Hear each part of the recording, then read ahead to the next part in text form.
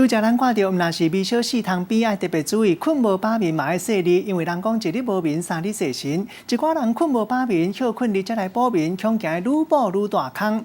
上新的研究发觉讲，补眠对咱健康是有败害，年久未深就会引起大哭、糖尿病，也有心血管镜头这个风险。专家讲，若是长时间拼暝班，困无饱眠，补眠嘛补袂倒转来，不三时晚困，会伫当中昼顿小眠一下，莫困超过半点钟。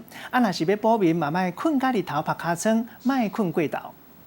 中昼时间一个到，食饱腹肚配一个红目睭配到冷，袂少上班族拢会小啉一个。阁有袂少的民众，因平常时工作较无闲，困较无饱眠，甚至嘛是有人逐工拢真晚困，就用迄个拜六礼拜来补眠。不过医生说讲，这款的补法是愈补愈害，嘛有可能来增加这个糖尿病、心血管变情这个风险。假使讲若是三不五时才较晚困，安尼较有效的补眠方法，医师是安尼建议的。平常都是属于4、5个小时睡眠的时间哦，那我们一般也会建议，这样的话你可以在你白天的时候，比如说在下午1、2点的时候，你可以打个困哦，这个睡个15分钟。建议讲，若是有较晚困，伫个过顿工的中昼，就会当小啉一个，毋过莫超过30分钟。假使讲若是还阁感觉精神无好，安尼就当考虑甲这个暗时困眠的时间甲扭较长咧，也就是较早去困，较晚起来。譬如讲，平常时若是暗时12点困，透早7点起来，就会当甲改做这个暗时11点困，8点才起来。毋过就要注意讲，这个补眠的原则。